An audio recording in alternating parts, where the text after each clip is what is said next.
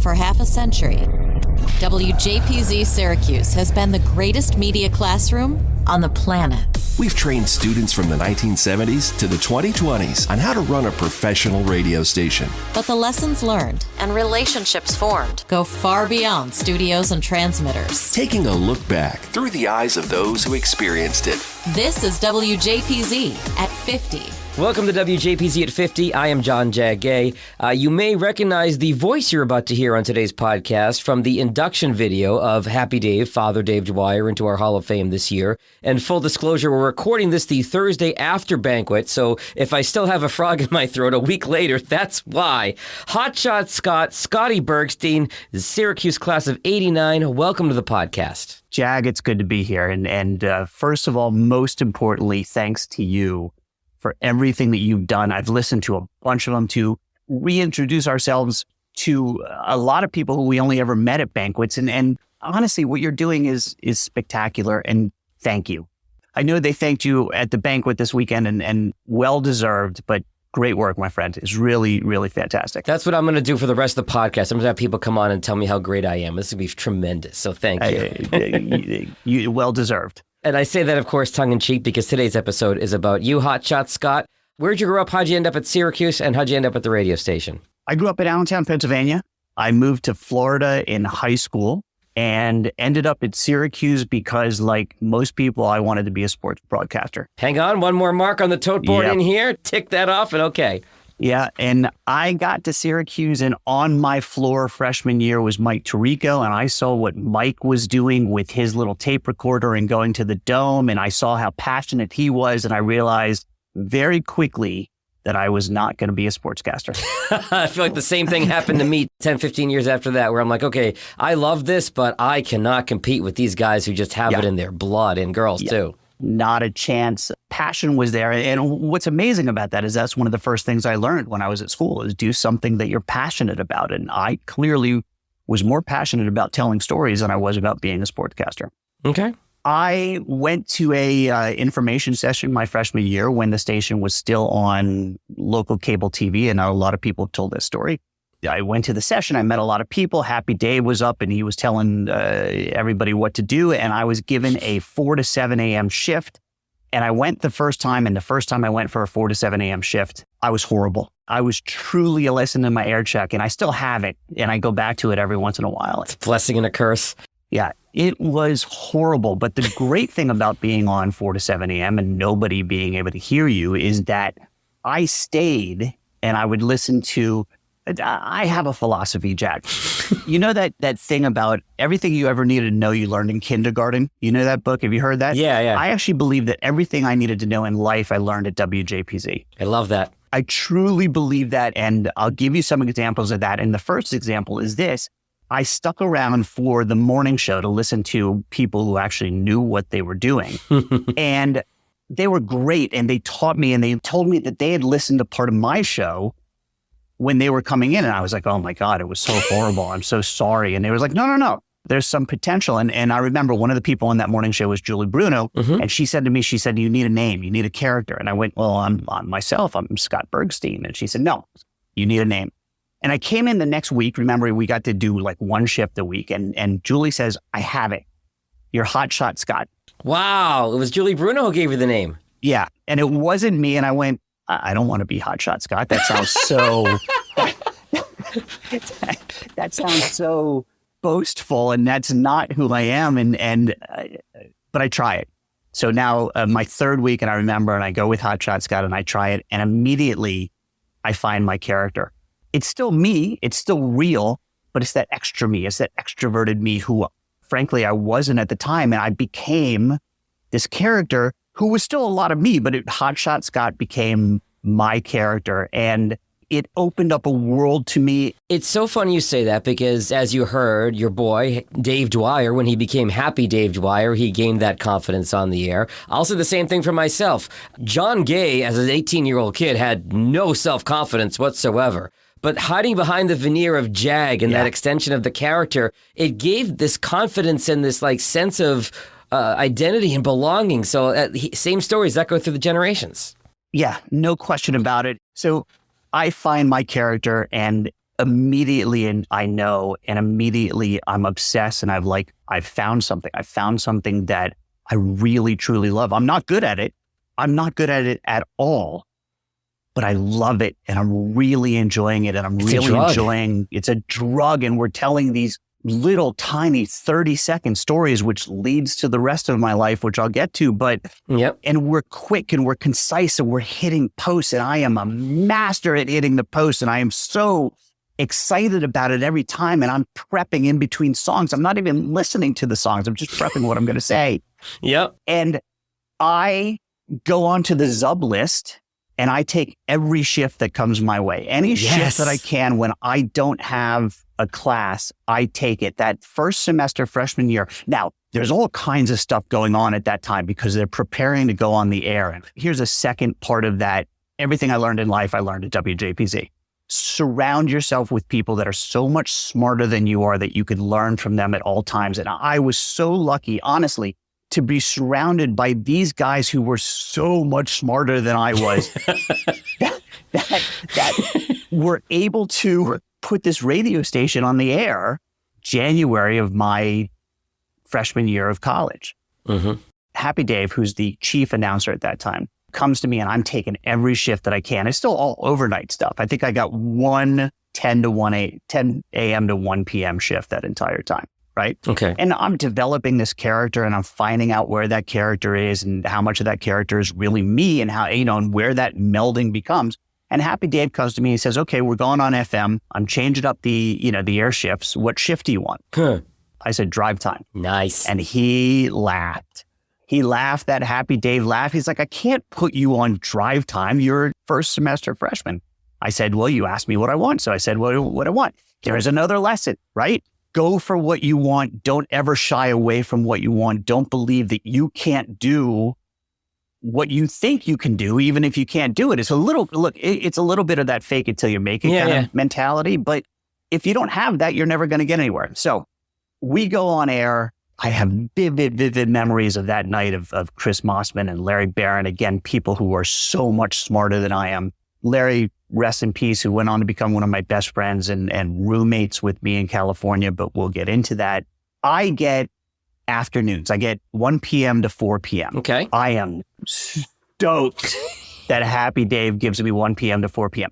But more importantly, he puts me on the Zub list for everything up until nighttime, meaning I can do drive time if it's available. Okay. And again, I take every single shift that comes my way. I'm skipping classes. I'm skipping practices. I was on the crew team.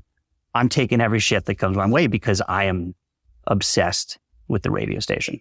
Then it was sophomore year, I get drive time. Okay. And I stayed on drive time sophomore year all the way through the end of senior year. I loved it. But going back to this idea of surrounding yourselves with people who are smarter than you, I mean, I just want, honestly, when you think about that era, when you think about these guys who put us on the air, first of all, Eric Fitch, who was doing things with the transmitter, which I don't even understand. But Happy Dave, Rich Usher, Mossman, Barry, Mary Mancini, who was a musical genius, Ben Green, Bo Koff, Dave Levin, just amazing people, but also Chris Bungle and Rocco McRae, who obviously worked together. What these guys did to make us sound professional. Now, I know Chris with his whole thing about loving Z100. And by the way, that's a lot of where Hotshot Scott came from, was Hollywood Hamilton, as we were all friends, acquaintances with Hollywood Hamilton, with Chris Godsick. So everybody had to have a name, whatever that name was. Dancing Dave, Happy Dave, Mary, Hotshot Scott. Everybody had their name, which continued on and had their character, right? So we go on air. I'm doing drive time. I'm doing Friday Zappy Hour with ERR, in which ERR is on air, and I am at the bars for happy hour, having a blast on the payphone, calling into the station every half hour with Friday Zappy Hour. That's amazing. Live remotes via payphone, and if you're too young to know what a payphone is, Google it. On a payphone in the hallway, calling 443 hits. That's amazing. Yeah, it was wild. You're talking about this, Scotty, and Hal talked, we'll probably get to this later. Hal talked about how you talked to his son about going to Syracuse and basically sold him on Syracuse. I texted Hal earlier and I said, what should I ask Scott about? And he said, he really was a key member of that crew that really ushered in the flamethrower years. And you're describing all these people around you, and you were certainly a key part of that too. Well, what that did was Rocco was a marketing genius. He probably didn't even know it at the time, but he was. Again, that idea of you fall into what you really might do for the rest of your life by working at the station. Rocco was his marketing genius, and we learned how to counter program. And that's when we started making this shift to CHR and battling 93Q.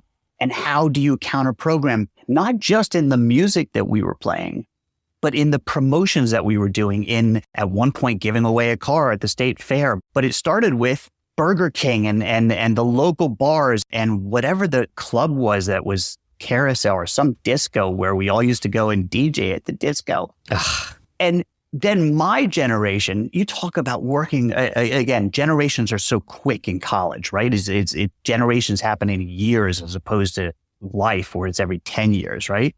But my generation, these unbelievably smart guys, Carl Weinstein is still one of my closest friends to this day, who obviously became the program director and really facilitated that switch to being a pure CHR classroom.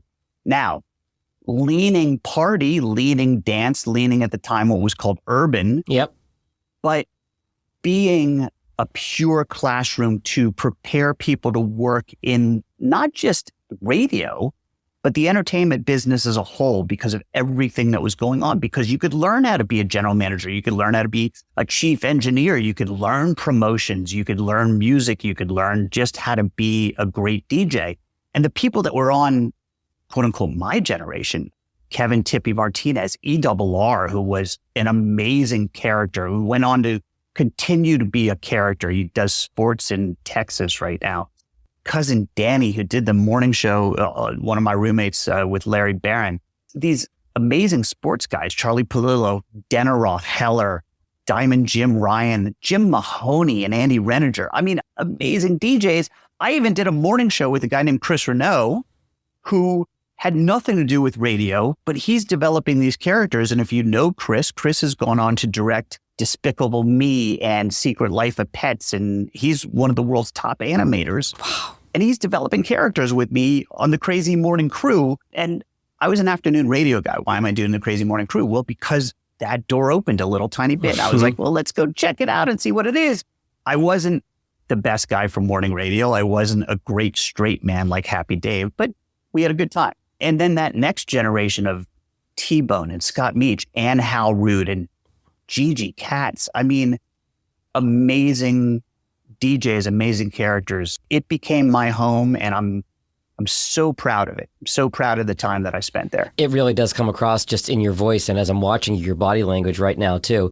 And to put a bow on the flamethrower piece of it, I'm looking at my text now from Hal. He said this is how the flamethrower name came into be, was that he was sleeping on your couch in LA his senior year spring break. He meets Joel Denver of All Access, the big radio publication, and Joel publishes an article calling Z89 the 100-watt flamethrower. That's how the nickname for that era came about. So you have a key role in that as well. Yeah, I mean, I was out of school by that point, but, around for it. And that idea of continuing the promotion of the radio station, think about that. We were a 100-watt radio station. Now, I know that some of the chief engineers screwed with that a little bit, and sometimes we were a little bit more and a little bit less. Statute of limitations.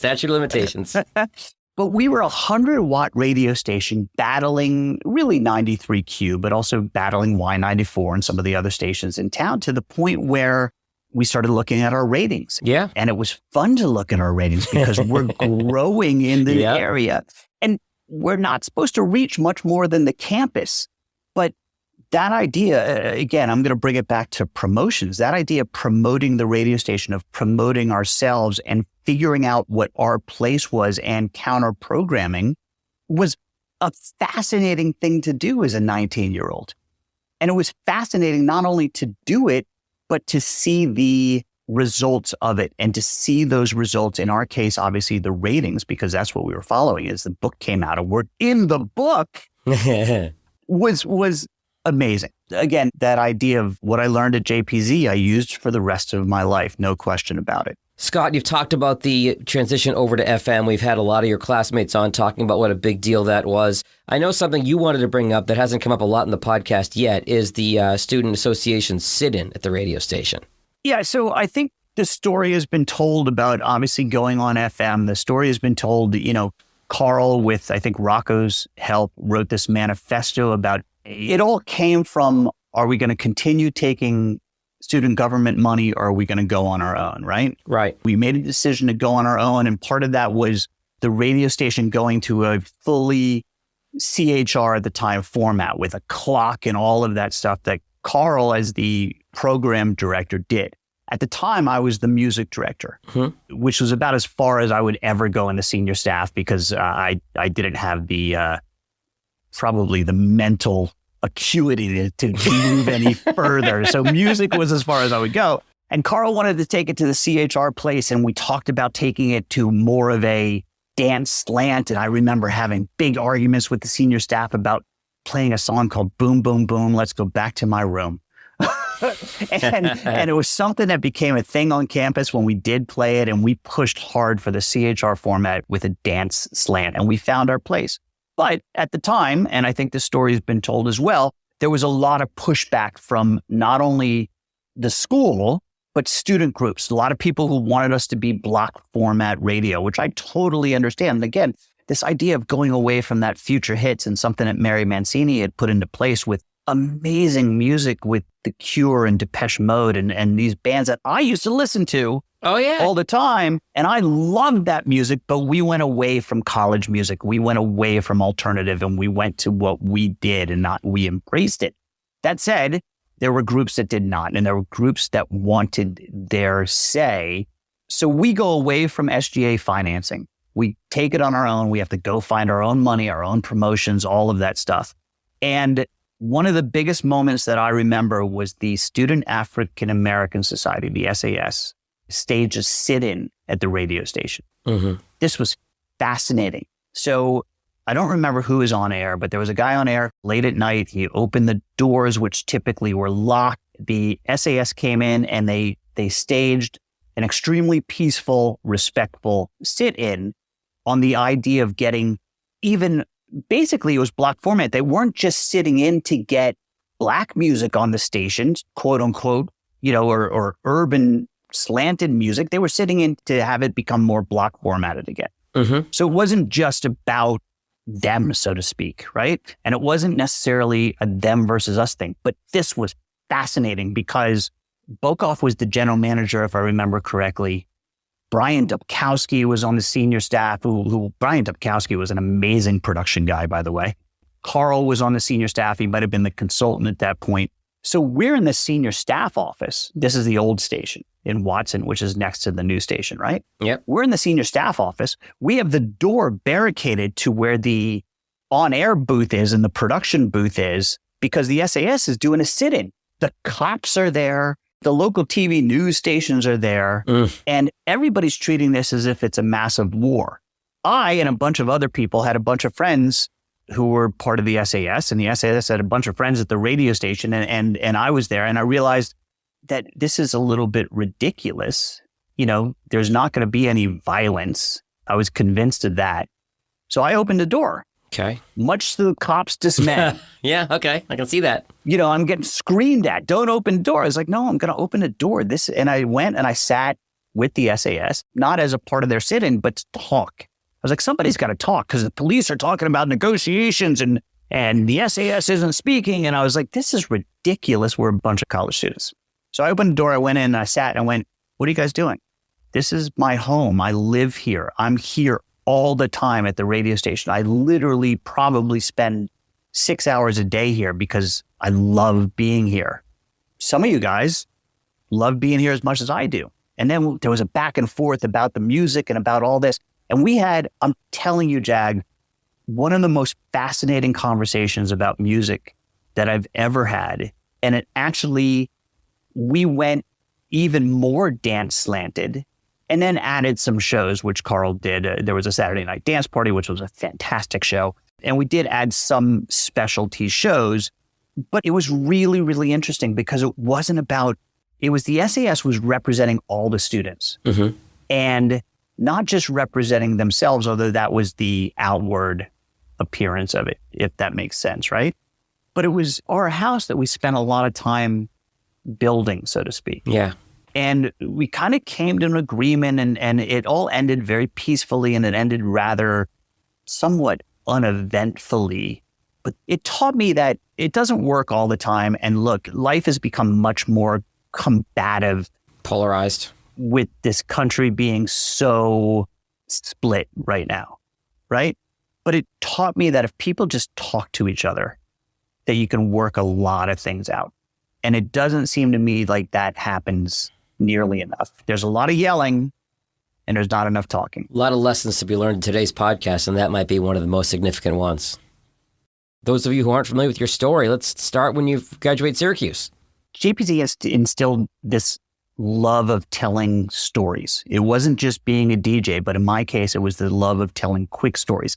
I didn't know what that was going to lead to, but it's this love of stories. So I came to LA and I futzed around as a PA wherever I could get a job. And I did a lot of fun things. I ran security and volunteers for the Emmy Awards and the ACE Awards, in which case I had a lot of friends come out and they could be seat fillers and escorts. Okay, yeah. For the Emmy Awards, which was a lot of fun because, you know, is every star that was there, as my buddies were arm in arm walking them up saying, please come this way. And it was a lot of fun. But within about 6 months, I landed a job for one of my idols as a filmmaker, which was Ridley Scott. I went to LA with these two completely disparate idols. There was John Hughes, who was 16 Candles in The Breakfast Club, and there was Ridley Scott. Well, I learned, because there was no internet, and I didn't know this once I came out to LA, is that John Hughes operated out of Chicago. I had come all the way to LA, so I wasn't going to be able to find a job with John Hughes. I was able to get a job with Ridley Scott as his assistant on Thelma and Louise. Wow. I was on Thelma and Louise from the very, very beginning, when Thelma and Louise was at one point Kirstie Alley and Cher. No kidding. I didn't know that. Okay. Well, there was lots and lots of them, you know, as they were going through casting. And I was on all the way through production, all the way through the end. The great thing about that was I spent my time basically driving Ridley around and keeping my mouth shut and learning everything that I could. And he was able to, through the grace of God, stuck me into the art department by the end of the movie. And I got to work with an art director named Nora Spencer, who had designed Blade Runner and Alien and a bunch of other films. And what I learned, and I honestly did not know this, Jag, is there was this entire world of commercials. And I was an idiot at the time and did not know that Ridley had directed the Apple 1984 commercial. But I learned. Oh, yeah. Okay. And he stuck me into his commercial production company, RSA.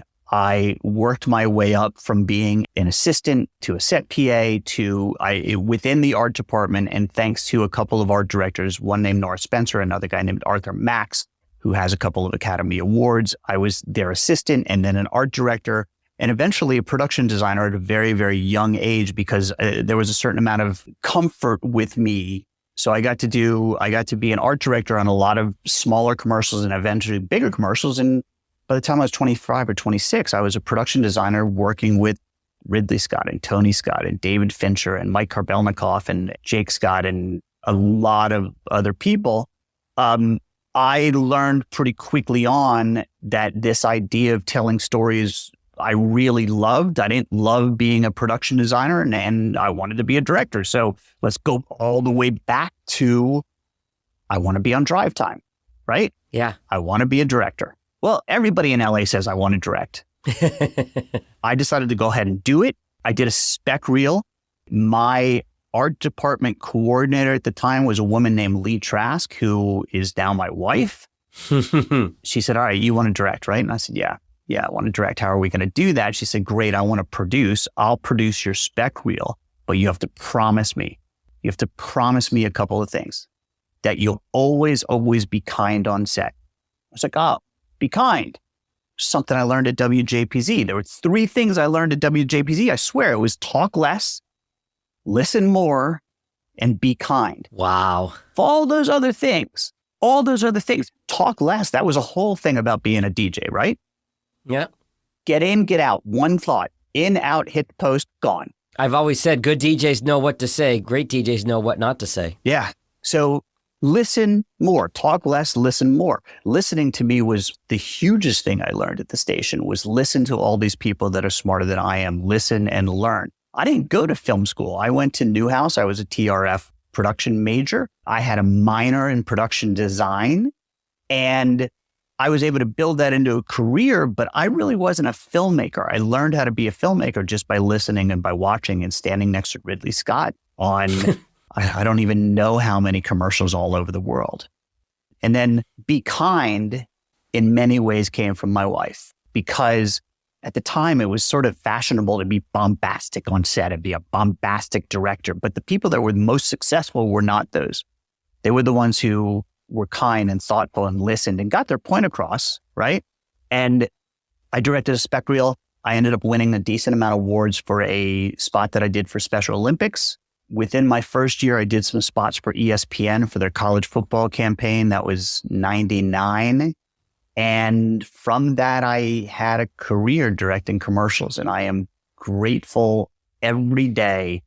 I've directed about 1,300 commercials, give or take. Okay. For every fast food you can imagine.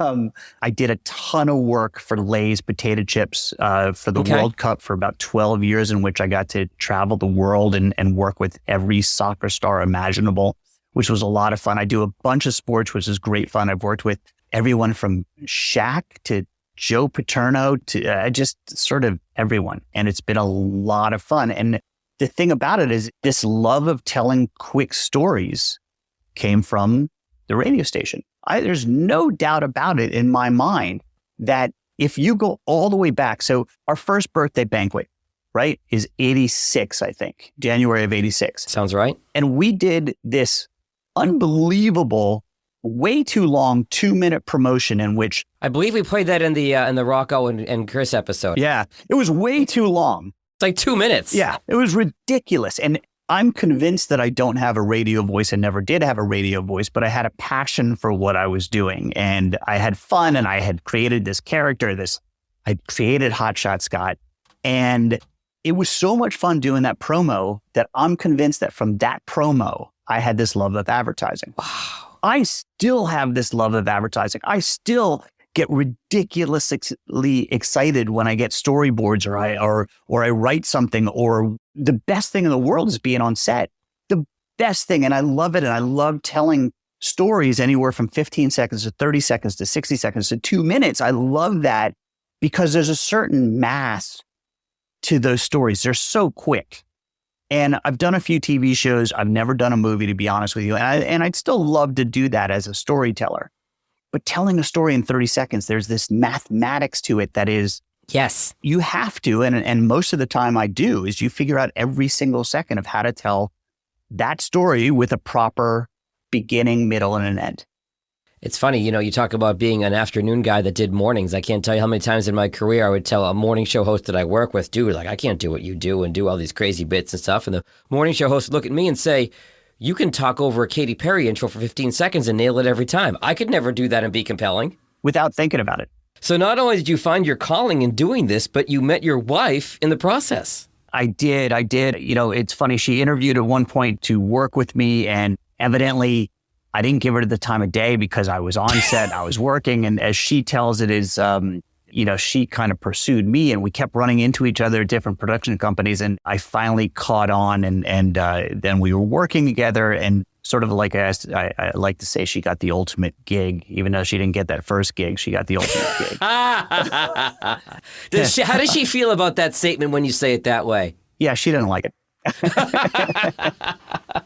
She doesn't like anything about that. But truthfully, I have an amazing relationship. I am eternally grateful. I talked about working with, surrounding yourself with people smarter than you are. Mm. My wife is way smarter than I am. Oh, we are in the same boat. I tell all my single friends, do what I did, marry somebody smarter than you. Yeah, totally. And I am, you know what, Jack? I'm grateful that I found something that suits my attention span, commercials and directing, and it's fast paced and it's exciting. And I love it the way that I loved being at the station. I found something that I love to do.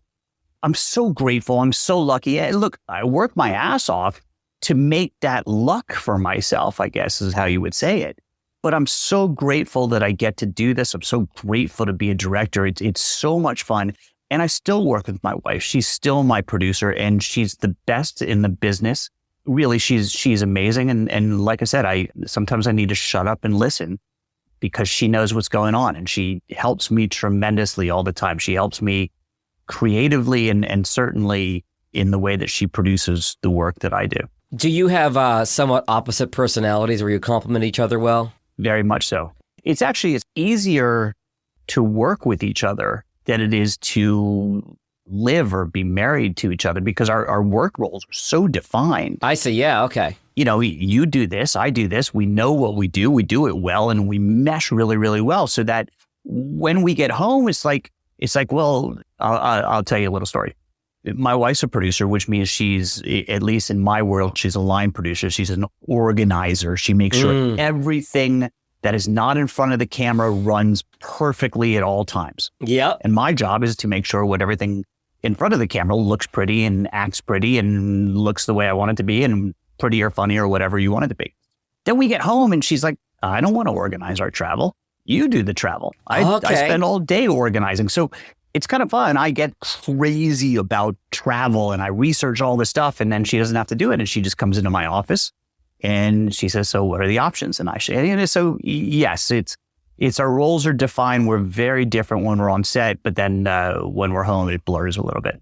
That's funny because my wife is the brains of the operation. I say that she's the CFO of my podcast company because she's the one where I'll say, hey, will you look at this email before I send it because I'm getting too emotional about it? Or I'm the people pleaser and she's the business-minded person to say, nope, don't give that away for free. Don't give them a discount on that. They don't deserve the discount on that. So we balance each other out really, really well. Although she's the vacation planner, not me. For sure. And in some ways, I mean, a lot of us from the station, we kind of grew up and in many ways we're performers in our own way. Yeah. In my case, behind the camera, in your case, you know, producing your shows, but still a lot of times behind the camera, behind the microphone, so to speak, but still performing in our way. You know what I mean?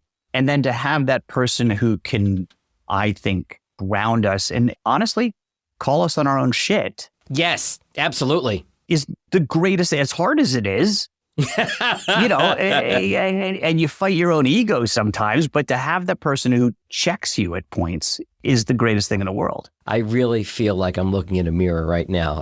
My wife and I have to come out to LA and have a drink with you and your wife. I think the four of us will get along just fine.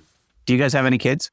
No, just the dog. I got two amazing kids. I have two boys. I have a 17-year-old and a 20-year-old. My 20-year-old is at school at UC Santa Barbara. And you want to talk about the most different school from Syracuse that you could possibly, So besides the weather. But everything, he lives with a view of the beach. Oh my God. I'm telling you, the first day we went, I went to school at Syracuse for 4 years, a little over 4 years. But the first day we went for a tour and it was COVID and I saw more kids in bathing suits than I saw in 4 years at Syracuse. You know, he gets up and he surfs in the morning and he played lacrosse for the past couple of years and they have a view of the ocean. It might be lacking some of that East Coast charm and the snow, but I'm telling you, it's amazing up there. I got two amazing boys. He's having a blast. I have a 17-year-old who's a junior in high school and I can't convince him to go to Syracuse either. I tried to convince both of them and no luck. I should have FaceTimed you while it was snowing an inch an hour while we were inside Fagan's last Friday night. That would have done the trick for sure. No. We did that. I took my younger son on a tour of Syracuse and it did that. It snowed the entire time. And that's not the reason he didn't want to go. He actually enjoyed that. It didn't fly. My wife went to Vassar again, people that are smarter than I am. Yes. And you being an Allentown, PA guy, my wife went to Lehigh. So there you go. Yeah. So they don't want to go there either. But again, you know, working together, it has its challenges, but it's fantastic. I'm grateful for the life that we've been able to develop together. I'll tell you another great story about the station, if I could. I'm going back and forth. And please. By the way, maybe this is why I direct 30 seconds because I can't keep things straight for too long and I am going back and forth all the time. It is easy to see with your charisma how you convinced Hal's son Brett to go to Syracuse, because he told that story in the podcast that the minute he met you and saw what you were doing and saw your energy, he's like, yeah, my dad can tell me one thing, but this guy, this is why I'm going to Syracuse. Listen, Brett's a great kid. I don't know that I convinced Brett to go. I just sat and I talked to Brett, but he's a great kid and he's going to go a long way. And he's a credit to his parents for sure. And it's funny seeing him in Syracuse because he looks just like his dad, but that's another story altogether. Yeah, and he's been out here too. He interned all last spring, I think, and I got to see him a lot. Mm-hmm. So this whole thing about Hotshot Scott and this character, I kind of fought against the character when it was first given to me. And you find that middle ground of where Hotshot Scott is and where Scott Bergstein is. Right. And, you meld the two of them together. And I sort of played with the character and at times I really played it up. At one point, everything I said on the station, it was Hotshot here, aloha. There was a cadence to it. It was Hotshot here, aloha. And that became a thing. But here's the thing that we didn't realize. I don't think even when we went on air, even when the ratings started to come in, that we realized anybody was listening to us. Okay. Right? Yeah. Until you start walking around campus and people start going, aloha. Yes. I've never even been to Hawaii. It's just kind of something I came up with. And I was like, there's something going on here. Now, again, I played with characters. I wasn't sure I was ever going to go into radio. It was certainly a path I would have gone into because I loved it. But I came out here to give LA a shot and it worked, right?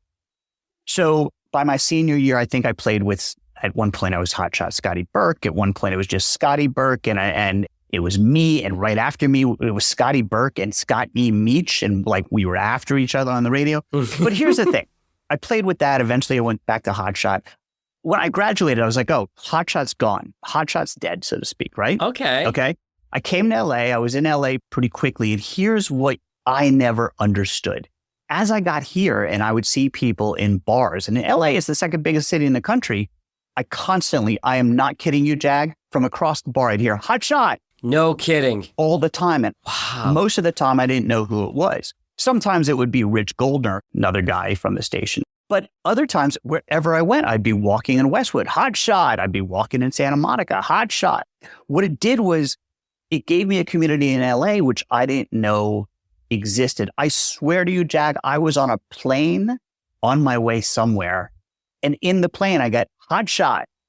No kidding. Okay. I'm going to tell you one other story. And this is when it really hit me. Now I'm going to go all the way back. So sophomore year, I'm given afternoon drive. I'm on the radio. I was up there a few weeks before class starts.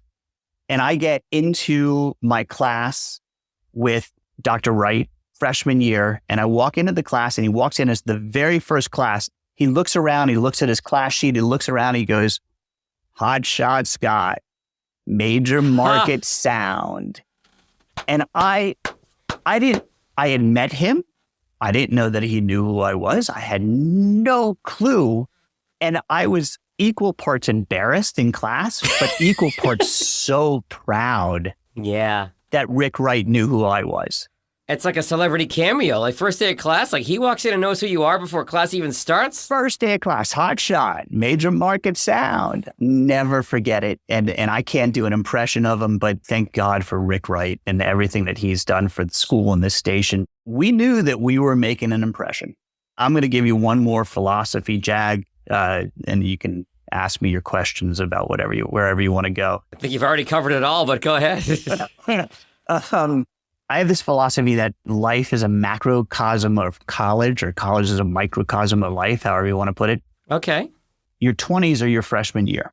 You're not entirely sure where to go. You don't really know everybody. You might be having a little trouble finding your way, but you're having a lot of fun. Yeah. Right? 30s is sophomore year. Now you know your way around.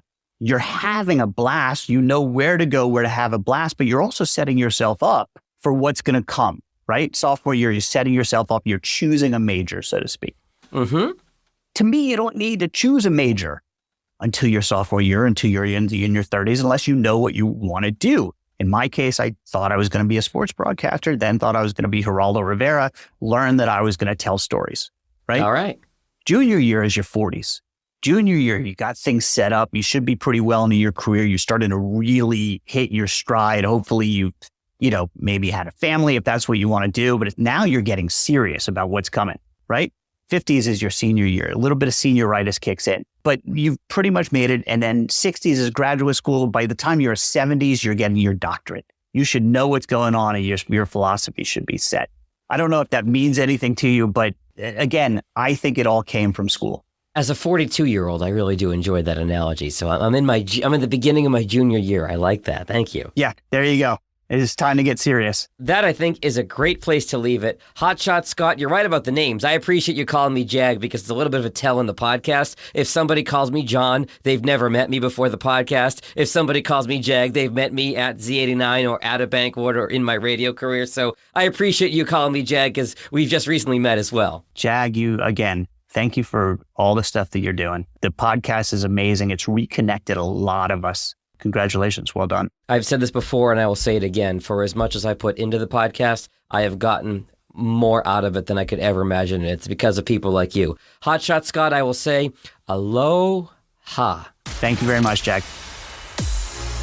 The WJPZ at 50 podcast is created entirely by the staff and alumni of the world's greatest media classroom. It's hosted by John Jag Gay, class of 2002. Editing help from James Bames Grundy III, class of 2020. Imaging by Maureen Cooper, class of 1999. And Ed Lacombe, class of 1985. Podcast artwork by Marty Dundix, class of 2001. Follow WJPZ at 50 on Apple Podcasts, Spotify, YouTube, or wherever you're listening right now.